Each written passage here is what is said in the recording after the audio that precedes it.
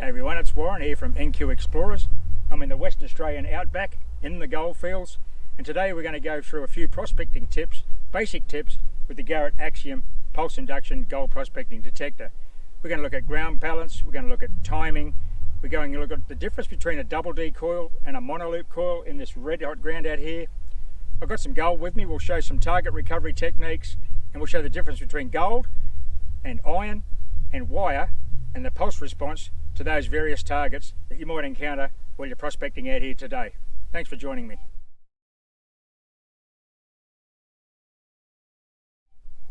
Okay, basic prospecting tips with a pulse induction metal detector in hot outback soil like this looking for gold.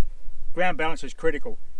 Coil control, you've got to be on the ground, and you must ground balance the machine at the level that you're swinging. So if you listen to this, the machine is currently out of ground balance. You can't detect that ground with the machine acting like that. So I lift the coil up, I hold the ground balance button, and I pump the coil on the ground vertically. You can even show it a bit of ground horizontally to show it more ground so that it's got more information on the chip, and it'll balance the machine to whatever you're showing. So now we're ground balanced. The machine's nice and quiet, and you'll hear any anomalies and targets in the ground.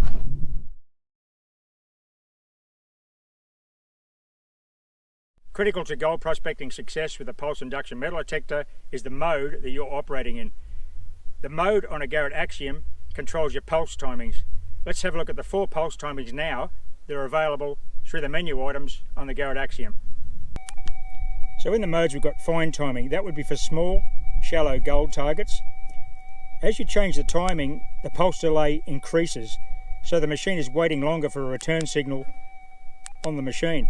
Now, if you're in fine timing, it's a very short listening period. It's ideal for small gold where the pulse decays very quickly because small gold is such a low conductor of metal detecting transmissions. Now, if you go to a normal timing, it'll wait a little bit longer, and you open out your timing to large, it'll go deeper and wait longer for a return signal.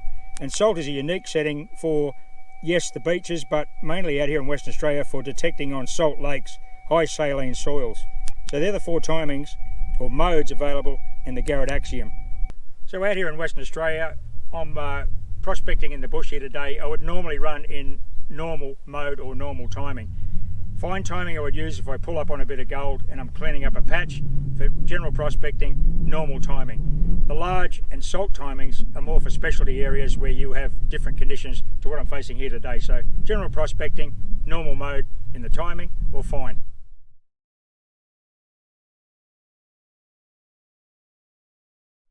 Swing speed and coil control are critical to gold prospecting success. I've got a little piece of gold here. It's about 0.1 of a gram. I've just laid it down in this ironstone gravel here, and I'll demonstrate the difference between going in fast, belting through the bush, and a careful swing technique. Now, if I come in, I'm prospecting at this speed, or I'm doing this, it's not going to pull me up, that piece of gold. So swing speed and coil technique failed me there. If I go to the proper way to do it, I'm doing this, I come up on the piece of gold, no question there's a target. May not be gold every time, but you can hear the difference between this sort of business. If you're prospecting like that, you're unlikely to find anything. You prospect like this,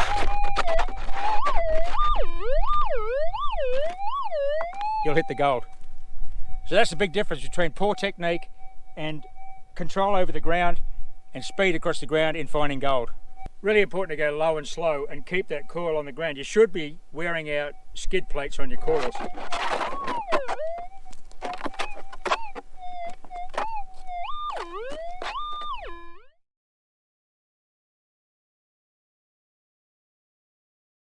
Okay, let's look at the different audio response on different targets in the bush. I've got the Garrett Axiom with a 11-inch monoloop coil. I've got a ferrous target, which is a nail, a small gold nugget, and some lead shot. Typical things you'll find in the bush. So on the nail,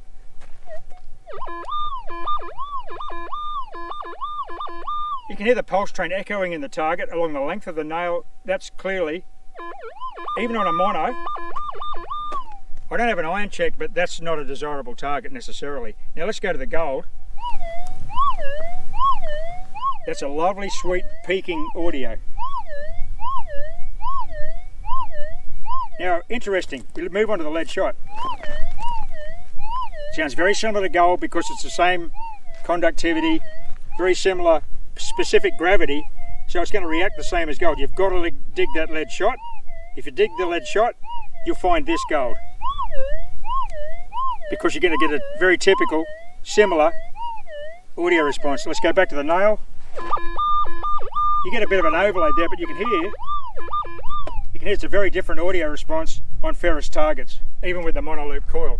So they're the three things you've got to remember: ferrous targets, lead shot and gold. Dig the lead shot, that could lead you to the gold.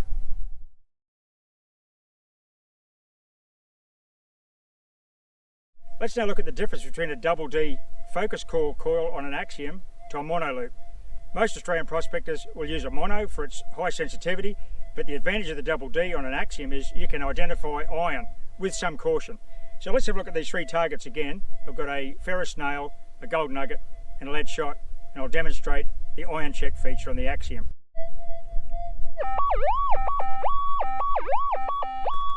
That's the response of the nail. I'll now go into the iron checker, press this menu button, wait for the 2 bips and hold it down.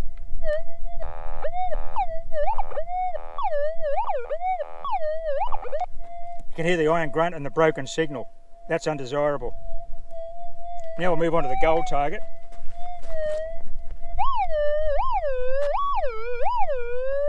Off to the side. Wait for the 2 bips. Hold the button down. No grunting.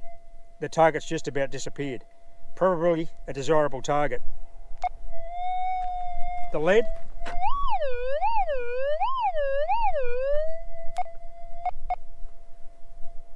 Does not check, it's ferrous. Target has disappeared. I would dig that target. Now that iron check used with caution, because I actually have dug gold that checks as iron because it's in iron stone. Use it with caution. That's at your own discretion, but it does really well identify shallow ferrous targets against gold or lead.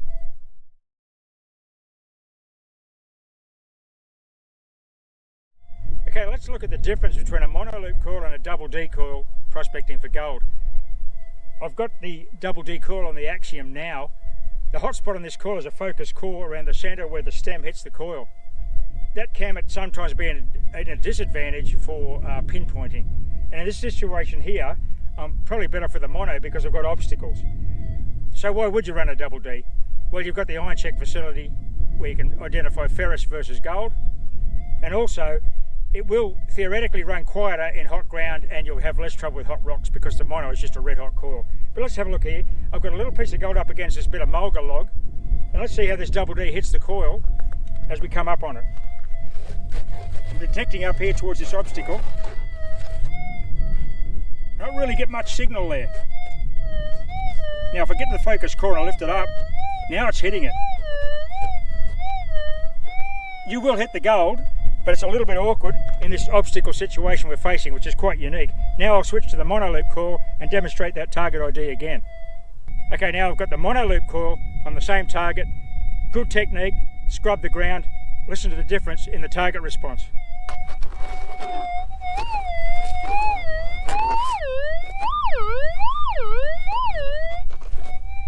Now the mono has hit that little piece of gold without leaving the ground, so I didn't sacrifice any depth or any penetration on the small gold. In this situation, the mono is a little bit better at what we're doing.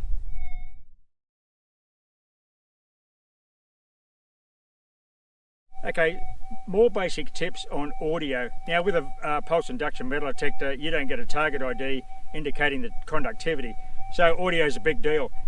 What I'm going to demonstrate here is audio on gold nugget, a piece of wire and a ferrous item, a nail. So let's have a listen to the gold nugget first and see what gold sounds like on a monoloop coil.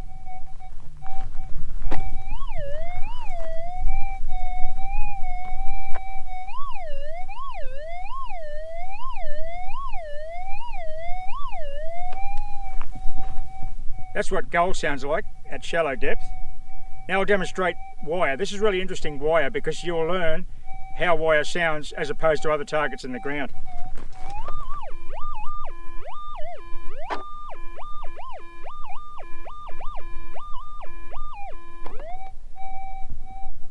So you can hear that warble as the pulse train resonates through that length of wire because it's a linear target. Very different sound to the gold. Now we'll move on to a ferrous target, an iron nail.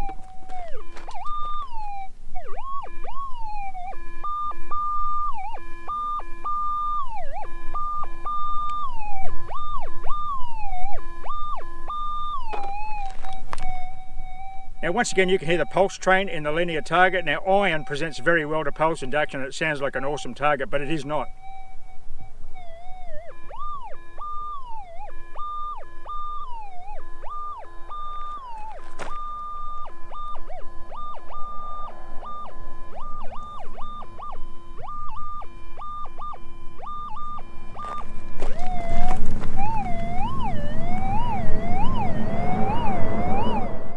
So as you get more time on the machine, you'll learn those different sounds. As you can hear there, the gold is a beautiful, sweet peak audio. You get the warble on the wire as the pulse train runs through the wire in a linear fashion, and then the ferrocite on the nail generally overloads at shallow depth, but will still warble at depth, and it will sound very different to a gold nugget.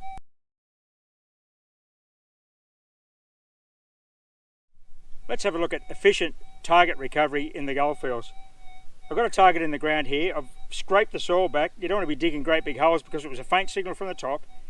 The target hasn't moved, it's still in the hole. I'll demonstrate that now. As you can see, I've drawn some dirt back there with the pick. What I'm going to do now is shave the ground until the target moves, and then I'll use my Garrett scoop to get the target in the scoop and check it on the coil. So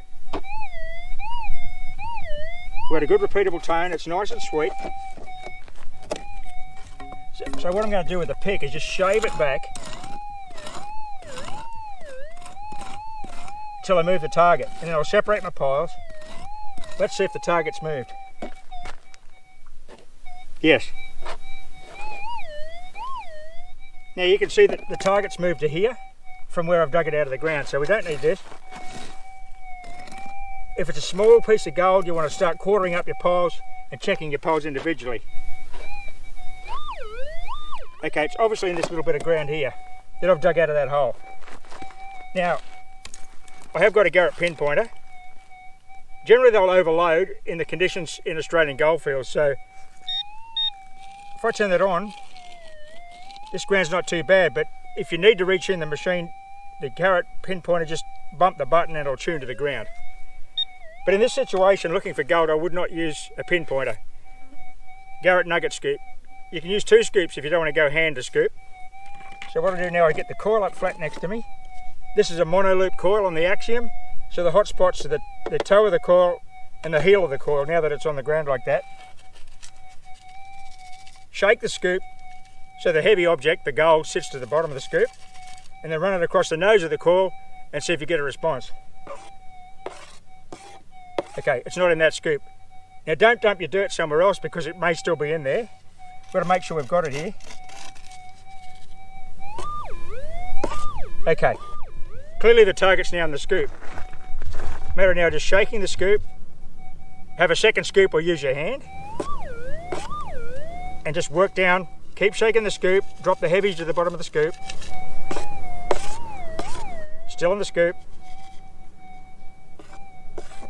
Okay, triple check that and don't dump your soil somewhere else.